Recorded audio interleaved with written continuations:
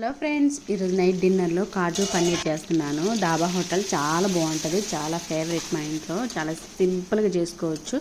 చూసారా, ఫస్ట్ ఏమో టమాటాను ఆనియన్ రెండింటిని కొంచెం వేపుకోవాలి. వేపిన తర్వాత కొద్దిగా చల్లారిన తర్వాత మిక్సీకి వేసుకోవాలి.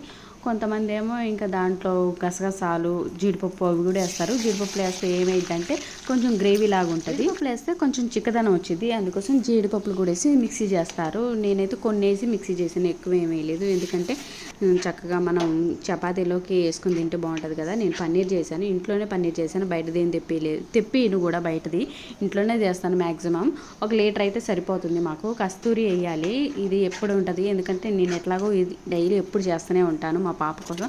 అందుకోసం కస్తూరి మాత్రం తెచ్చుకొని ఉంచుకుంటాను. తర్వాత జీడిపప్పులు కూడా పక్కన వేయించేసి లాస్ట్లో యాడ్ చేశాను. అంటే కొంచెం క్రిస్పీగా ఉంటుంది వేపిన తర్వాత వేస్తే, చాలా బాగుంటుంది. ఇలాగ వేస్తే కర్రీ మాత్రం ఎక్సలెంట్ అంటే ఎక్సలెంట్ ఉంది. ఇట్లా ఈ విధంగా పుల్కాలు చేసుకుంటాను. పక్క దాంట్లోనేమో మామూలు కాల్చిన తర్వాత పుల్కాలు కాల్చే స్టాండ్ ఉంటే ఈజీగా ఉంటుంది, ఎందుకంటే గ్యాస్ మీద డైరెక్ట్